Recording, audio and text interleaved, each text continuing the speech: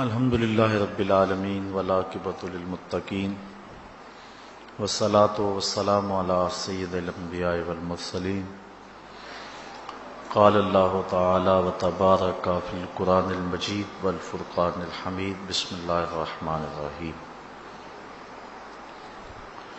یا ایھا الذین آمنوا اتقوا اللہ وابتغوا الیہ الوسیلہ وجاہدوا فی سبیلہ لعلکم تفلحون صدق اللہ مولانا العظیم وصدق رسولہ النبی الکریم الرؤوف الرحیم اللہم نور قلوبنا بالقرآن وزین اخلاقنا بالقرآن وادخلنا الجنة بالقرآن ونجنا من النار بالقرآن قال اللہ تعالی وتبارک فی شان حبیبہ مخبرا وعامرا ان اللہ وملائکتہ یصلون علی النبی یا ایھا الذین آمنوا صلوا علیہ وسلموا تسلیما صلاۃ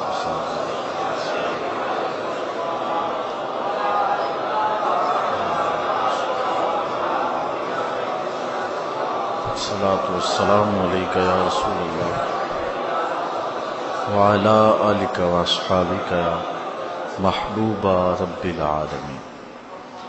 تمام حمد و ثنا، تعریف و توصیف اللہ جل مجدہ الکریم کی ذات بابرکات کے لیے، جو خالق کائنات بھی ہے اور مالک شہنشاہات بھی۔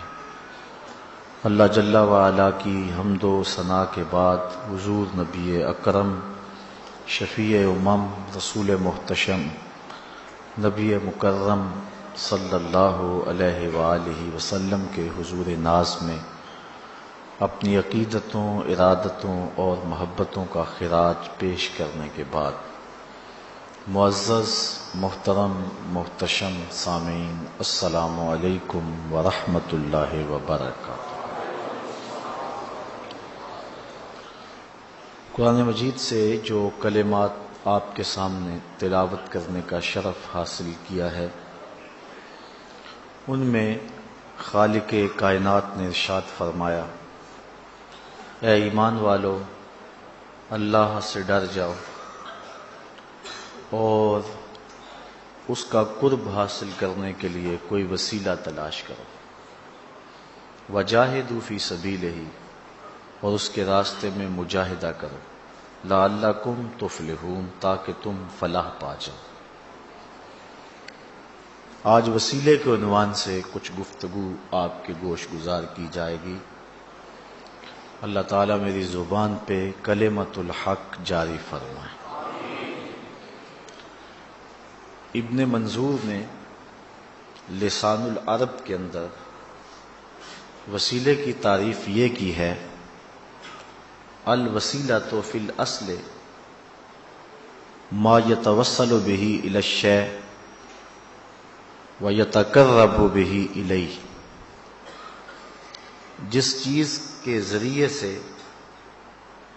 کسی کا قرب حاصل کیا جائے اس شے کو وسیلہ کہتے ہیں۔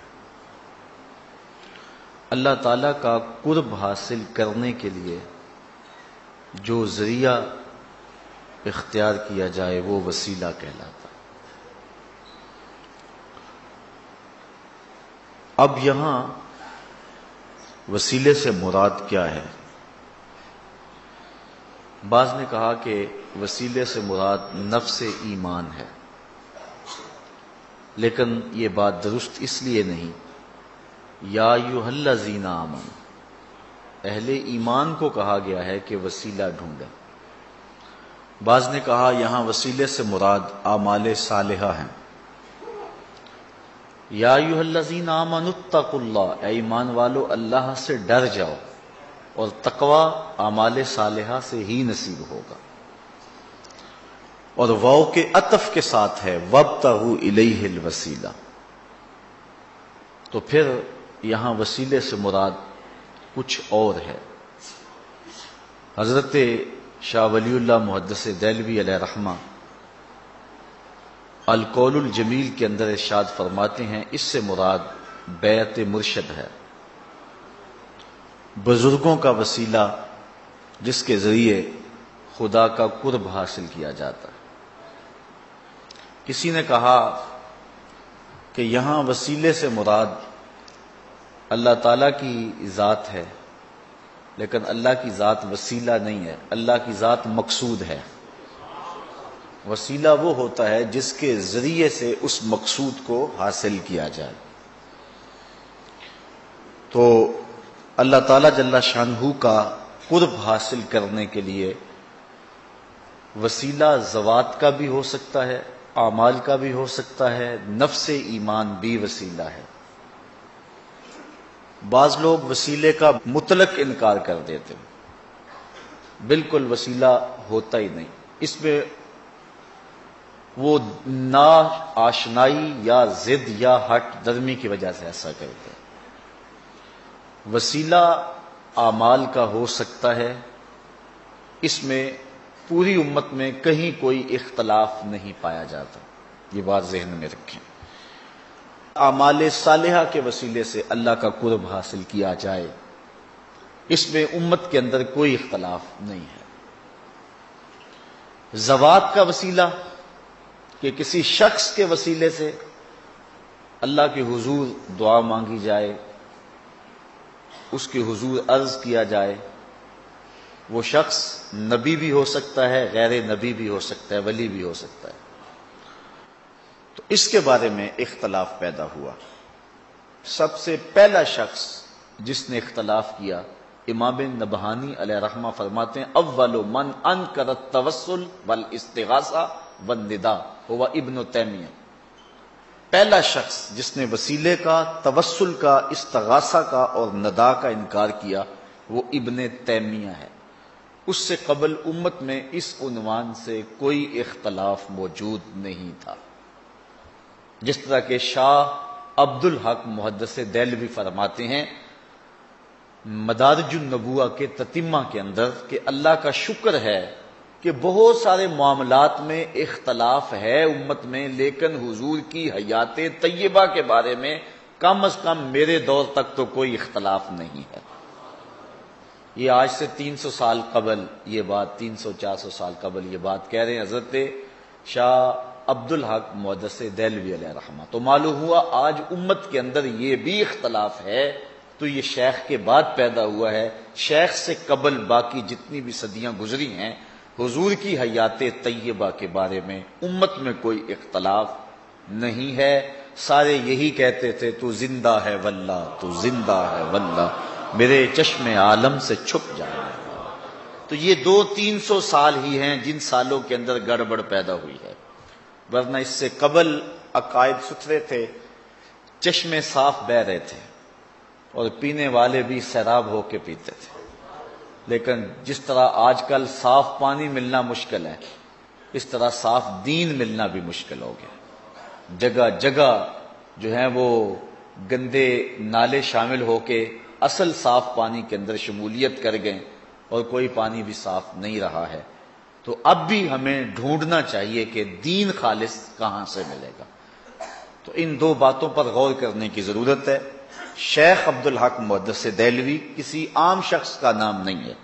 سرفراز احمد صفدر گکھڑوی لکھتا ہے کہ بر صغیر پاک و ہند میں میری نظر میں شیخ محقق سے بڑا اور بالغ نظر محدث نہیں دیکھا۔ وہ سب سے بڑا اور بالغ نظر محدث شیخ عبد الحق محدث دہلوی علیہ رحمہ فرما رہے ہیں کہ اللہ کا شکر ہے بڑے موضوعات پہ اختلاف ہوا لیکن حضور کی حیات طیبہ میں اختلاف تو نہیں ہے۔ اور امام نبہانی کہتے ہیں اول من انکر التوسل والاستغاثہ والنداء هو ابن تیمیہ۔ پہلا شخص جس نے توسل کا، استغاثہ کا انکار کیا وہ ابن تیمیہ تھا، ورنہ پہلے سارے جھولی پھیلا پھیلا کے حضور کی بارگاہ میں استغاثہ کیا کرتے تھے اور حضور کے وسیلے سے دعائیں مانگا کرتے تھے، اور اللہ تعالیٰ حضور کے وسیلے سے مانگی ہوئی دعا اور حضور کے صدقے سے مانگی ہوئی التجا کو قبول فرماتا تھا۔ اور یہ صرف حضور کے آنے کے بعد ہی نہیں، حضور کے آنے سے قبل بھی حضور کے وسیلے سے دعائیں مانگی جاتی تھی۔ قرآن مجید اٹھائیں، اللہ تعالیٰ ارشاد فرماتا ہے وَكَانُوا مِن قَبْلُ يَسْتَفْتِحُونَ عَلَى الَّذِينَ كَفَرُوا فَلَمَّا جَاءَهُم مَّا عَرَفُوا كَفَرُوا بِهِ فَلَعْنَةُ اللَّهِ عَلَى الْكَافِرِينَ۔ یہ یہودی یہ حضور کے آنے سے قبل حضور کے وسیلے سے دعا مانگا کرتے تھے۔ اوس و خزرج پر اور دیگر قبائل پر وہ دعا مانگا کرتے تھے کہ یا اللہ اس آنے والے نبی کے صدقے سے ہمیں ان پر فتح دے۔ وَكَانُوا مِن قَبْلُ يَسْتَفْتِحُونَ عَلَى الَّذِينَ كَفَرُوا، اور وہ کیا کہا کرتے تھے؟ اللہم انا نسألک بحق نبیک الذی وعدتنا ان تبعثہ فی آخر الزمان، اے اللہ اس نبی کے صدقے ہمیں فتح دے جس کو تو نے آخری زمانے کے اندر مبعوث کرنے کا وعدہ کیا ہوا ہے۔ اور اللہ تعالیٰ جل شانہ اس دعا کے صدقے سے انہیں فتح بھی عطا کرتا تھا، لیکن جب حضور تشریف لے آئے تو انہوں نے فلما جاءہم ما عرفوا کفروا بہ، تو پھر انہوں نے حضور کا انکار شروع کر دیا۔ تو حضرت معاذ بن جبل رضی اللہ تعالی عنہ نے یہودیوں کو کہا پہلے تو اس نبی کے وسیلے سے دعا مانگتے تھے، اب یہ نبی جلوہ فراز ہو گیا ہے تو مخالفت کرتے ہو۔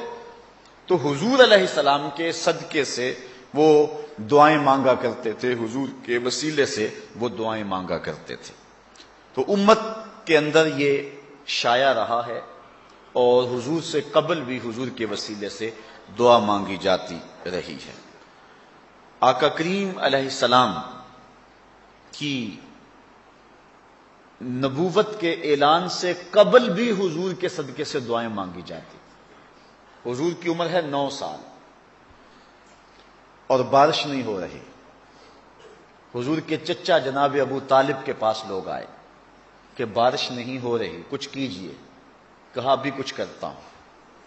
حضور کو اٹھایا، کعبۃ اللہ کی دیوار کے ساتھ حضور کی ٹیک لگائی اور کعبہ کی طرف رخ کر کے کہا مالک میں اس گوری رنگت والے بھتیجے کے صدقے سے تیری بارگاہ میں بارش کی دعا مانگتا ہوں۔ تو راوی کہتا ہے چھم چھم می برسنے لگا۔ تو پھر چونکہ وہ قادر الکلام شاعر بھی تھے، انہوں نے پھر حضور کی شان میں ایک قصیدہ لکھا۔ اس قصیدے کا ایک شعر سنیے، وَأَبْيَضُ يُسْتَسْقَى الْغَمَامُ بِوَجْهِهِ، یہ میرا گوری رنگت والا بھتیجا۔ یہ ابیض کا جو لفظ ہے نا حضور کے لیے استعمال کیا انہوں نے، یہ اصل حضرت عبد المطلب رضی اللہ تعالیٰ عنہ یہ لفظ استعمال کیا کرتے تھے۔ دادا اپنے پوترے کا کوئی عرفی نام رکھ لیتا ہے نا، نام عبداللہ ہے، لاڈ سے چاند کہہ دیا، نام عبد الرحمن ہے، لاڈ سے مٹھو کہہ دیا۔ تو حضور کا عرفی نام حضور کے دادا محترم نے رکھا ہوا تھا، اور وہ کیا تھا؟ ابیض۔ ابیض کا معنی چٹے رنگ والا، گورے رنگ والا، اور حضور کا رنگ سفید تھا۔ اللہ اکبر۔ سیدہ عائشہ رضی اللہ تعالی عنہا کی سنیے، فرماتی ہیں ایک دن حضور نے کالی چادر زیب تن کی، اور کالی چادر کی بکل مار کے مجھے کہنے لگے کیفا ترینی یا عائشہ، عائشہ بتاؤ پھر کیسا لگ رہا ہوں۔ آج حسن خود ہی ناز میں آ گیا نا، حسن خود ہی ناز میں آ گیا۔ کیفا ترینی یا عائشہ، عائشہ بتاؤ کیسے لگ رہا ہوں۔ پھر حضرت عائشہ نے بھی حد کر دی، کہا حضور چادر کی سیاہی نے آپ کے چہرے کی سفیدی کو نکھار دیا، اور آپ کے چہرے کی سفیدی نے چادر کی سیاہی کو نکھار دیا۔ تو حضور کا سفید رنگ تھا، حضور علیہ الصلوۃ والسلام سفید رنگ کے تھے۔ حضرت ابو طفیل رضی اللہ تعالی عنہ یہ صحابہ میں سب سے آخر میں فوت ہوئے، 110 ہجری میں۔ حضور کے وصال کے 100 سال بعد ان کا وصال ہوتا ہے۔ صحابہ میں سب سے آخر میں فوت ہونے والے صحابی ہیں۔ حج کا موقع ہے، لوگوں کا ہجوم ہے، حضرت ابو طفیل رضی اللہ تعالیٰ عنہ ایک اونچے ٹیلے پہ چڑھ گئے اور لوگوں کو مخاطب ہو کے کہنے لگے لوگوں میرے پاس آؤ، اس پوری کائنات میں میرے سوا کوئی نہیں ہے جس نے حضور کو دیکھا ہو، ان دو آنکھوں نے جمال محمد عربی کو دیکھا ہوا ہے، آؤ مجھ سے حضور کا حلیہ پوچھو اور میں تمہیں حضور کی باتیں سناؤں۔ اچھا لوگ جمع ہو گئے، ہجوم ہو گیا، اور لوگوں نے کہا صرف لنا رسول اللہ صلی اللہ علیہ وسلم، ہمیں حضور کا حلیہ بیان کر دو۔ اللہ اکبر، کتنا ناز تھا نا کہ میں نے حضور کو دیکھا ہے۔ استاد ذوق نے ایک دن اپنے شاگردوں کو کہا تھا، آنے والی صدیاں تم پہ ناز کریں گی اے لوگو، تم نے ذوق کو دیکھا، تم نے ذوق سے باتیں کی۔ تو استاد ذوق کو جن لوگوں نے دیکھا ان پہ تو زمانہ اور آنے والی صدیاں ناز کریں، تو جن آنکھوں نے جمال محمد عربی دیکھا ہے پھر ان آنکھوں پہ قربان نہ جائیں تو اور کیا کریں۔ تو کہا آؤ میں تمہیں بتاؤں حضور کا حلیہ۔ لوگوں نے کہا صف لنا رسول اللہ صلی اللہ علیہ وسلم، ہمیں حضور کا حلیہ بیان کیجیے۔ تو حضرت ابو طفیل نے 3 لفظوں میں حضور کا حلیہ بیان کیا۔ اب سنو ان کے لفظ۔ کہا کان رسول اللہ صلی اللہ علیہ وسلم ابیض ملیحا مقصدا، ایک تو چٹے رنگ کے تھے، دوسرا نمکین حسن تھا، تیسرا ہر معاملے میں توازن تھا۔ 3 لفظوں میں حضور کا حلیہ بیان کیا۔ حضور کے حلیے لوگوں نے بیان کیے ہیں، بہت طویل حلیے انہوں نے حضور کے بیان کیے، لیکن اگر آپ چاہیں کہ حضور کے حلیہ نگاروں میں ہمارا بھی نام آ جائے اور ہم کہیں ہمیں بھی حضور کا حلیہ یاد ہے، تو 3 لفظوں کے اندر یاد کر سکتے ہیں۔ کان رسول اللہ صلی اللہ علیہ وسلم ابیض ملیحا مقصدا۔ اچھا اگر عربی یاد نہیں ہوتی تو پنجابی میں سنا دوں۔ مکھ چند بدر شاہ شانی ہے، متھے چمک دی لاٹ نورانی، کالی زلف تے اکھ مستانی ہے، مخمور رکھی ہند مد بھری۔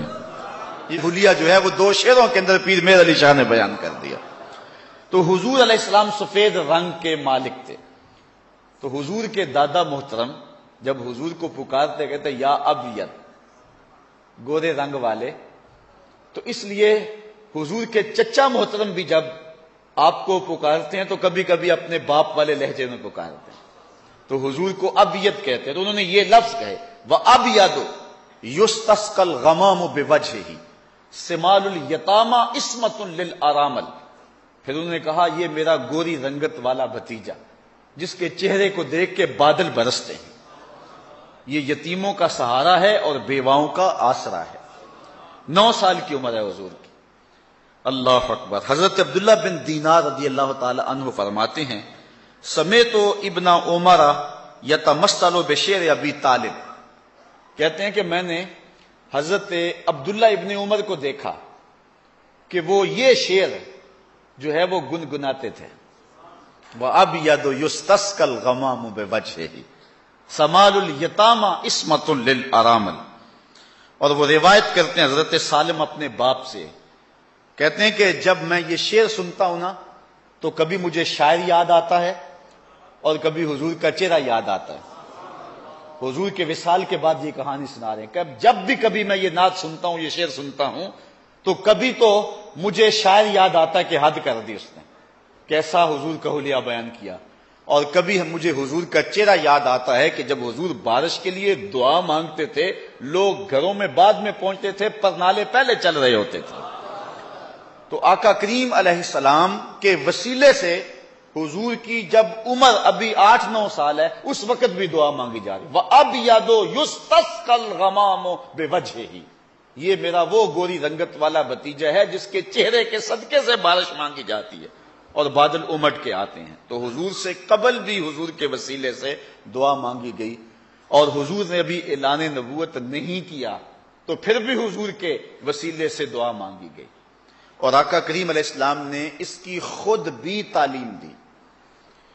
حضرت عثمان بن حنیف رضی اللہ تعالی عنہ سے روایت ہے، ترمذی شریف کے اندر، سنن نسائی کے اندر، ابن ماجہ شریف کے اندر، طبرانی نے اپنی موجم کے اندر، حاکم نے مستدرک کے اندر، امام احمد نے اپنی مسند کے اندر، اور بھی درجنوں محدثین نے اس حدیث کو روایت کیا ہے اور اس حدیث کو صحیح کہا ہے۔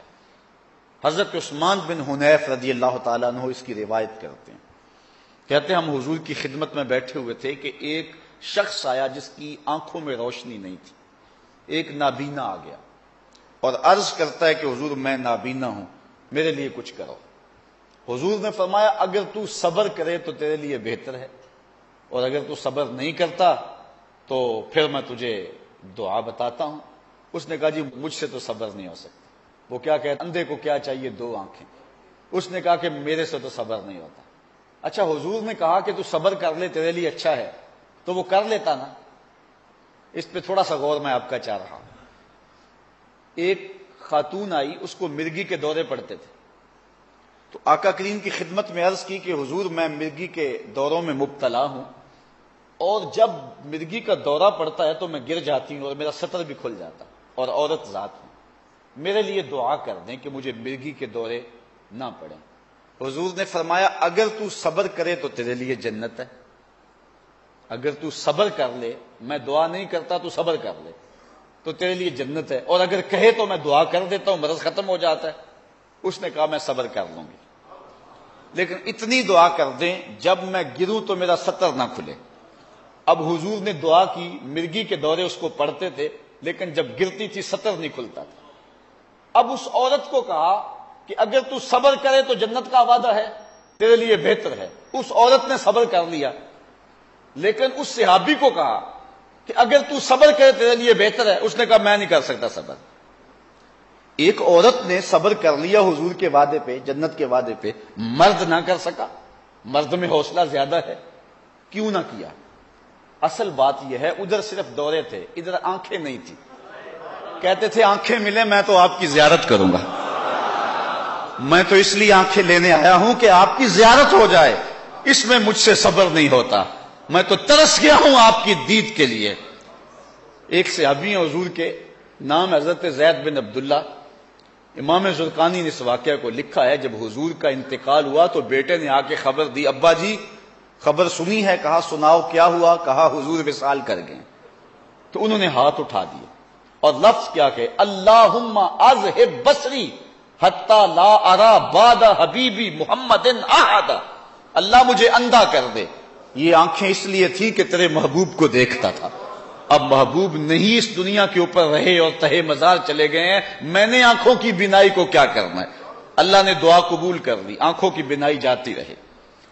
کسی نے افسوس کے طور پہ کہا بڑا افسوس ہے کہ تمہاری آنکھوں کی بینائی چلی گئی ہے، تو اس نے کہا افسوس تمہیں ہوگا، مجھے تو کوئی نہیں، میں نے تو اللہ سے مانگ کے لیا ہے، میں حضور کے علاوہ کسی کو دیکھنا ہی نہیں چاہتا۔ یہاں اعلی حضرت کی بھی سنیے، بریلی کی گلیوں سے آج بھی آواز آ رہی ہے، کون نظروں پہ چڑھے دیکھ کے تلوا تیرا، کون نظروں پہ چڑھے دیکھ کے تلوا تیرا۔ حضور نے فرمایا، حضرت عثمان بن حنیف کہتے ہیں حضور نے اس نابینے کو کہا اگر تو صبر کرے تو تیرے لیے بہتر ہے۔ اس نے کہا جی میں صبر نہیں کر سکتا، مجھے تو 2 آنکھیں چاہیے۔ اس نے دیکھنا تھا حضور کے جمال کو۔ آقا کریم نے فرمایا اچھا جا پھر وضو کر، 2 نفل پڑھ۔ اس کے بعد حضور نے دعا تعلیم دی جو ترمذی میں ہے، ابن ماجہ میں ہے، سنن نسائی میں ہے، صحیح ابن خزیمہ میں ہے، میں نے کئی احادیث کا حوالہ آپ کے سامنے رکھا۔ حضور نے کہا 2 نفل پڑھ وضو کے بعد، پھر اس کے بعد یہ دعا پڑھ۔ اب دعا سنیے، اللہم انی اسألک واتوجہ الیک بمحمد نبی الرحمہ، اے اللہ میں تیری بارگاہ میں سوال کرتا ہوں اور تیری طرف توجہ کرتا ہوں رحمت والے نبی محمد کے وسیلے سے۔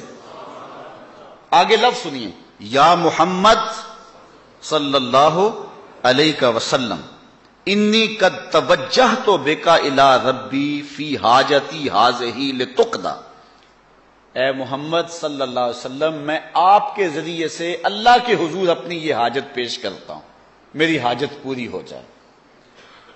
اللہم فشفعہ فی، اے اللہ اپنے نبی کی سفارش میرے حق میں قبول فرما لے۔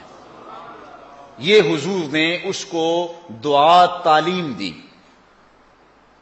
حضرت عثمان بن حنیف کہتے ہیں کہ وہ نابینا چلا گیا، تھوڑی دیر کے بعد واپس آیا تو اس کی آنکھوں میں نور تھا، اس کی آنکھوں کا اندھا پن ختم ہو چکا تھا۔ تو حضور نے خود تعلیم دی ہے اپنے وسیلے سے دعا مانگنے کی۔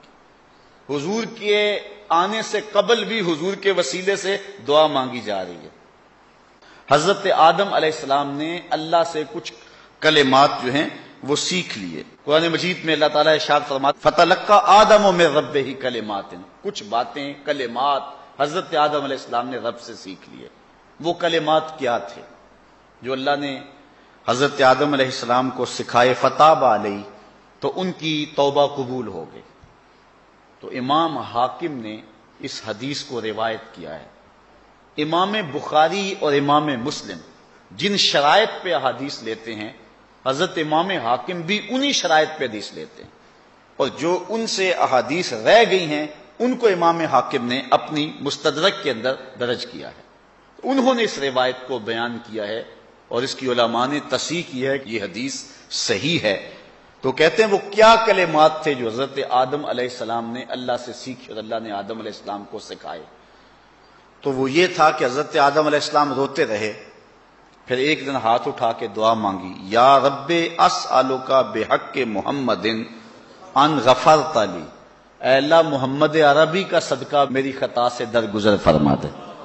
اللہ تعالیٰ فرمایا اے آدم میں نے تجھے بخش تو دیا لیکن تو یہ بتا تو میرے نبی کو جانتا کیسے ہے؟ تو عرض کی مالک جب تو نے مجھے پیدا کیا اور میرے میں روح پھونکی اور میری نظر اٹھی تو فراز عرش پہ پڑی تو میں نے تیرے نام کے ساتھ اس پیارے کا نام لکھا ہوا دیکھا تھا اور میں جان گیا جس کا نام اللہ نے اپنے نام کے ساتھ لکھا ہے کہ وہ معمولی ذات نہیں ہے. اللہ تعالیٰ نے ارشاد فرمایا جا آدم تیری خطا سے میں نے درگزر فرما لیا. اگر نام محمد را نہ یاورد شفیع آدم، نہ آدم یافتے توبہ نہ نو از غر کے نجینا. اس دنیا کے اوپر سب سے پہلا جو رجوع اور پہلی توبہ قبول ہوئی ہے وہ حضور کے وسیلے سے ہوئی ہے. یہودی بھی حضور کے وسیلے سے دعا مانگتے تھے.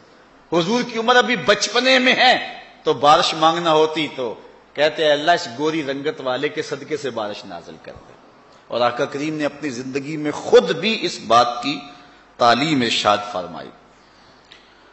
آقا کریم علیہ السلام کے وسیلے سے تو دعا مانگی ہی جاتی ہے اور قبول ہی ہوتی ہے، لیکن حضور کے روضے کے صدقے سے دعا مانگی جائے رد وہ بھی نہیں ہوتی.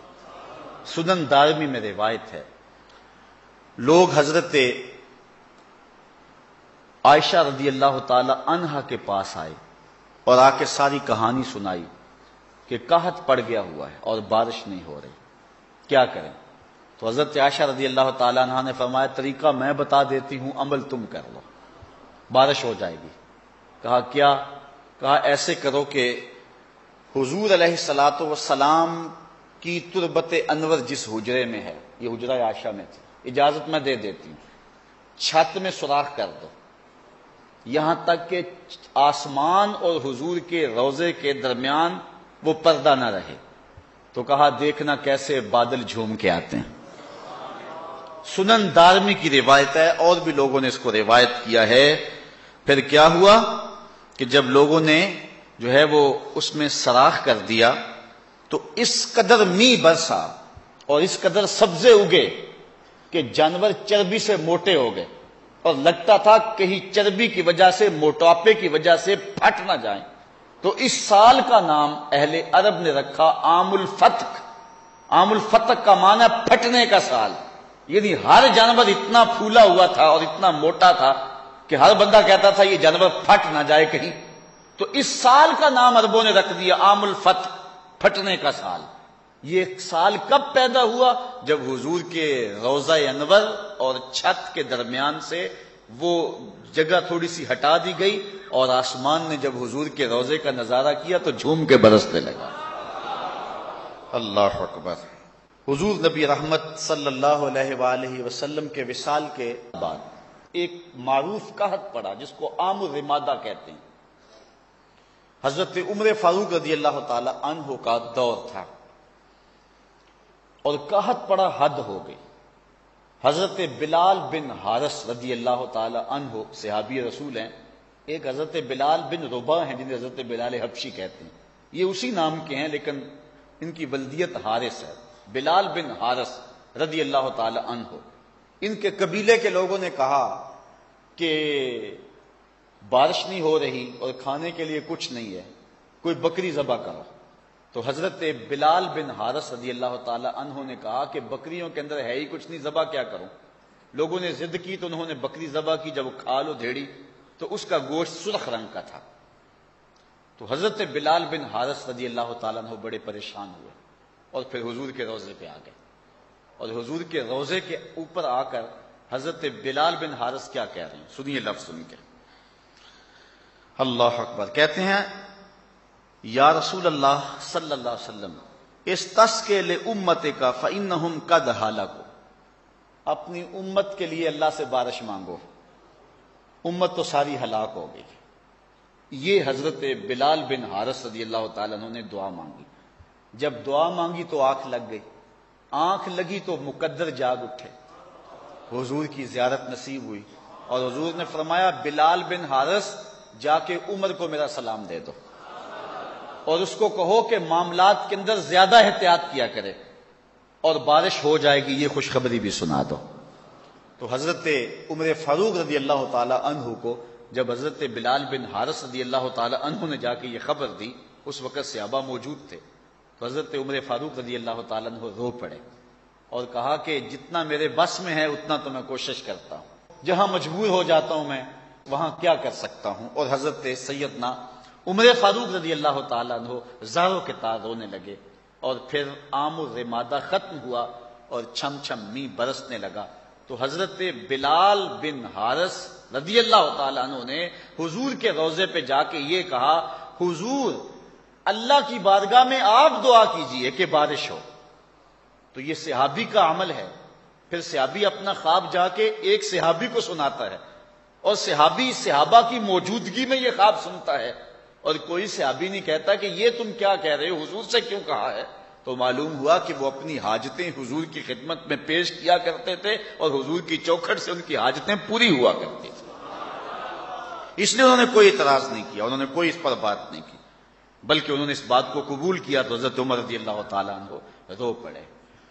میں آج رات اس حدیث کے حوالہ جات دیکھ رہا تھا تو جب میں اس کو نوٹ کرنے لگا تو یہ لفظ جب میں لکھے نا استسقِ لأمتک فإنہم قد ہلکوا، تو مجھے امت کا دکھڑا یاد آ گیا کہ جس طرح حضرت بلال بن حارث رضی اللہ تعالی عنہ نے حضور سے کہا کہ حضور آپ کی امت ہلاک ہو گئی ہے تو آپ ہی اللہ سے دعا مانگیں. تو اس وقت میرے دل سے دعا اٹھی کہ یا رسول اللہ صلی اللہ علیہ وسلم، آپ کی امت بھی کابل سے لے کر کندھار تک اور قلعہ جنگی سے لے کے دشت لیلہ تک، تورا بورا سے لے کر تکریت تک اور موصل سے لے کر بغداد تک، القدس سے لے کر کشمیر تک ہلاک ہو گئی ہے. آپ رحم کی نظر فرمائے اور اس امت کی بگڑی بن جائے. اور پھر معان اقبال کے وہ شعر میرے ذہن میں آ گئے کہ اقبال حضور کی سیرت بیان کرتا ہے اپنی مصنوی اسرار و رموز کے اندر، اور وہاں اس واقعہ کو بیان کرتا ہے کہ جو ہے وہ حضور کی خدمت کے اندر حاتم طائی کی بیٹی قید ہو کر کے آئی اور سر سے چادر اتری ہوئی تھی. آقا کریم نے اپنی چادر اتار کے اس کی طرف پھینک دی. کسی نے کہا حضور کافرہ ہے، فرمایا بیٹی تو ہے. تو اقبال نے اس واقعہ کو نظم کیا، لیکن اس کے بعد اقبال بلک بلک کے روتا ہے. پھر اقبال اپنا روح سخن حضور کی طرف پھیر کے کہتا ہے، ما ازاں خاتون تے اریاں تریم، پیش اقوام جہاں بے چادریم. اس کافرہ عورت کے سر پہ چادر اوڑھنے والے محبوب، آپ کی امت بھی تو برہنہ سر ہو گئی ہے نا، آپ کی امت کے سر سے بھی تو بکار کی چادر اتر گئی ہے. محبوب جب اس کافرہ عورت کے سر پہ آپ چادر ڈال رہے، اس امت کے سر پہ بھی رحمت کی چادر ڈال. آپ نے شاید پڑھا ہو کہ عافیہ صدیقی کا حجاب چھین لیا گیا اور اس کے ہاتھ سے رمضان المبارک کے آتے ہی قرآن چھین لیا گیا، جو سہارا تھا اس کا.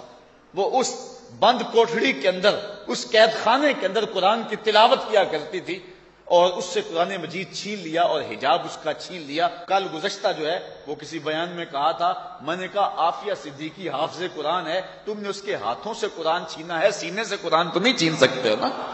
اس کے سینے میں وہ قرآن ہے جس کی تلاوت جاری رہے گی، یہ قرآن چھینا نہیں جا سکتا. تو ماذاں خاتون تے اریاں تریم، پیش اقوام جہاں بے چادریم. ہم اس جو ہے وہ عورت سے بھی زیادہ حضور برہنہ سر ہو گئے ہیں. کابل میں ہم لٹ رہے ہیں، کندھار میں ہمارا خون نکل رہا ہے، غزہ کی پٹی میں ہمارے بچوں کو ٹینکوں تلے روندا جا رہا ہے، کشمیر میں ہماری بیٹیاں بے آبرو ہو رہی ہیں، اور جو ہے وہ شتیلا اور صابرہ کے کیمپوں میں ہمارے قیدی بلک رہے ہیں، ابو غریب کی جیل میں ہمارے قیدی سسک رہے ہیں اور زندگی کے ایام گزار رہے ہیں. ما ازاں خاتون تے اریاں تریم، پیش اقوام جہاں بے چادریم. تو حضرت بلال بن حارث نے کہا حضور آپ کی امت ہلاک ہو گئی، اس کے لیے بارش نازل کر دی جائے، اللہ کی بارگاہ میں دعا کرو. جو ہی دعا کی اللہ تعالیٰ جل شانہ نے چھم چھم بارش نازل فرما دی. حضرت عمر فاروق رضی اللہ تعالیٰ عنہ کے دور میں ایک مرتبہ پھر دوبارہ قحط پڑا تو حضرت عباس رضی اللہ تعالیٰ عنہ بیٹھے ہوئے تھے. حضرت عمر نے کیا دعا کی؟ بخاری شریف کی روایت ہے. حضرت عمر نے حضور سیدنا عباس بن عبد المطلب، حضور کے سکے چچا لگتے ہیں، ان کی طرف دیکھا.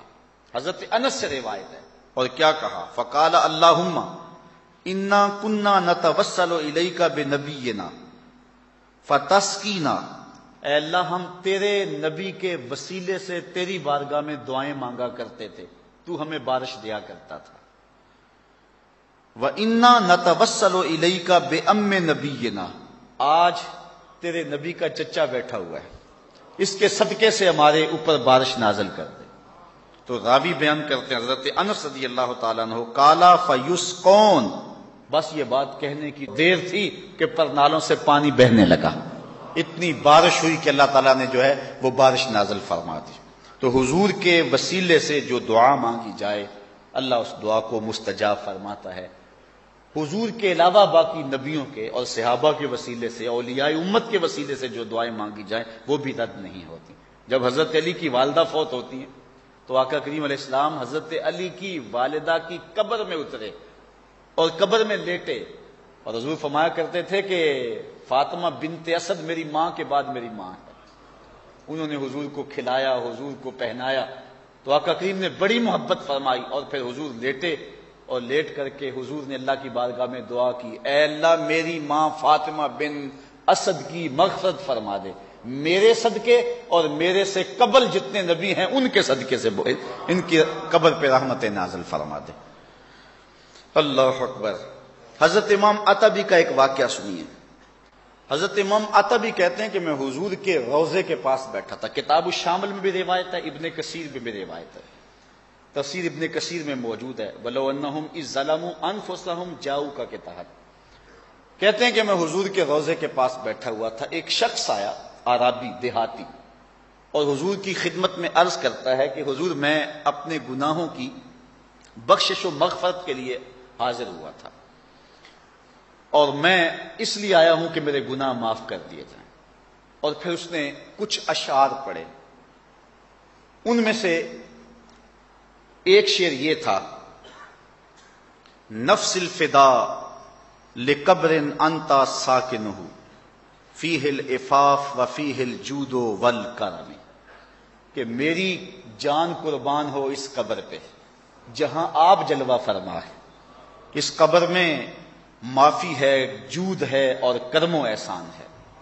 اللہ آپ کو نصیب کرے حضور کی مواجہ شریف والی جو جالی ہے اس کے ساتھ جو ستون ہے، یہ شعر اس پہ آج بھی لکھا ہوا ہے.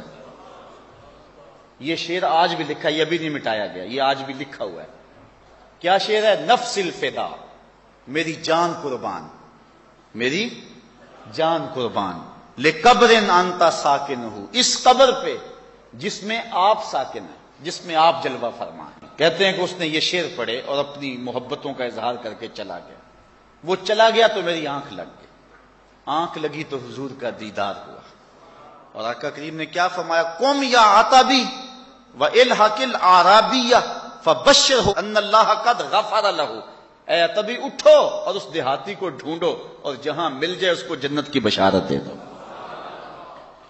تو اس نے حضور کے وسیلے سے اللہ کی بارگاہ میں دعا مانگی. آپ جانتے ہیں جنگ یمامہ جو حضرت خالد بن ولید نے لڑی ہے، اور حضرت صدیق اکبر کے دور میں مسیلمہ کذاب جھوٹی نبوت کا دعوے دار، اس کے مقابلے کے اندر جنگ یمامہ لڑی گئی.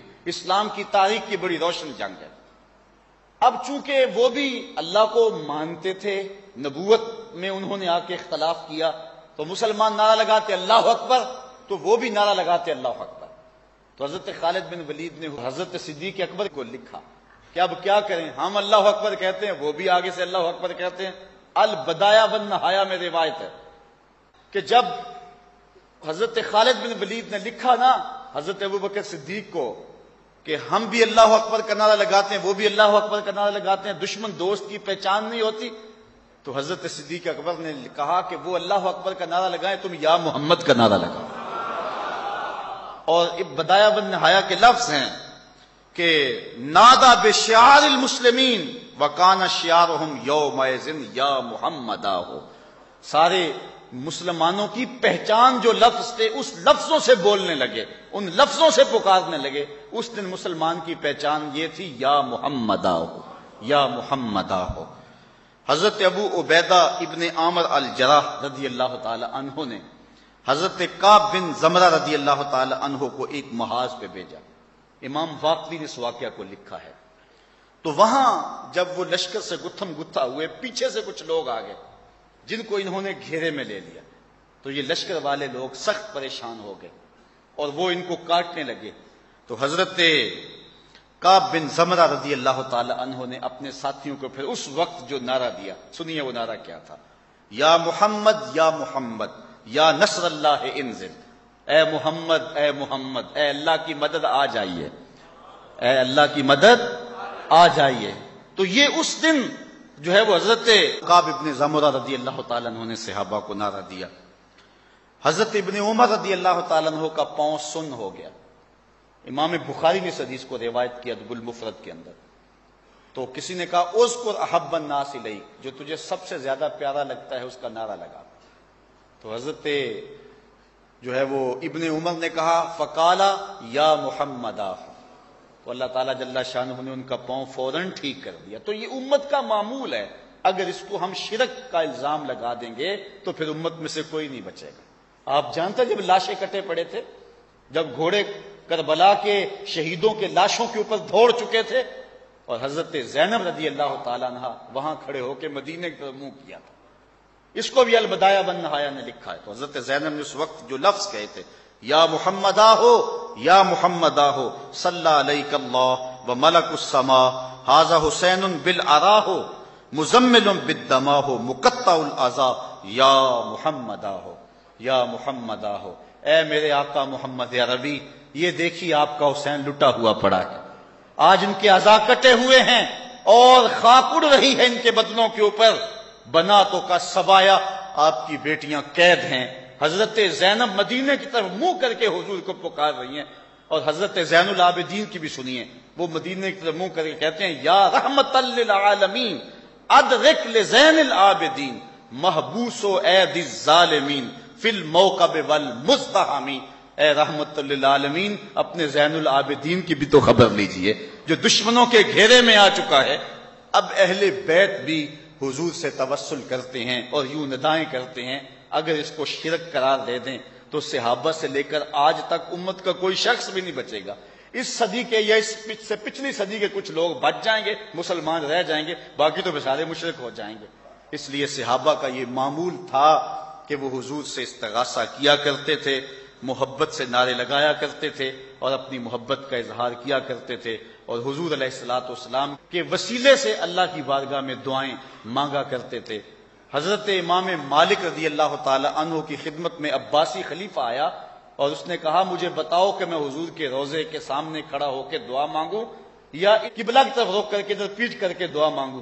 تو حضرت امام مالک نے کہا یہ تیرا بھی وسیلہ اور تیرے باپ آدم کا بھی وسیلہ ہے، اس لیے حضور کی طرف رخ کر کے دعا مانگ اور حضور کی خدمت کے اندر استغاثہ پیش کرنا، یہ سلف صالحین کا طریقہ رہا ہے۔ مجھے کسی نے سوال کیا تھا کہ یہ شعر پڑھنا یا رسول اللہ انظر حالنا یا حبیب اللہ اسمع قالنا کیسا ہے؟ تو یا ظاہر ہے یہ تو امت کا طریقہ ہے، اور تسلسل جب یہ ساری احادیث اور یہ جو ہے وہ شروع سے لے کر امت اس معمول پہ چلی آئی ہے تو اس میں کوئی قباحت نہیں ہے، اور یہ شعر ہمارے بزرگوں سے منقول ہیں اور وہ پڑھتے آئیں، اس کا وظیفہ کرتے رہیں۔ یا رسول اللہ انظر حالنا، اقبال بھی کہتا ہے نگاہ یا رسول اللہ نگاہ یا رسول اللہ نے گرد تو گردد حریم کائنات از تو خواہم یک نگاہ التفات، کہتے ہیں کائنات کا حرم محبوب آپ کے گرد گھومتا ہے، میں آپ سے کرم کی بھیک مانگتا ہوں، میری جھولی میں کرم ڈال دیا جائے۔ تو جو حضور سے مانگتے ہیں حضور ان کے دامن گوہر مراد سے بھر دیتے ہیں اور رحمتوں سے مالا مال کرتے ہیں۔ اللہ مجھے آپ کو اپنی رحمتوں کا نور نصیب فرمائے، اللہ اپنی یادوں اور محبتوں کا سرمایہ دے۔ وآخر دعوانا ان الحمدللہ۔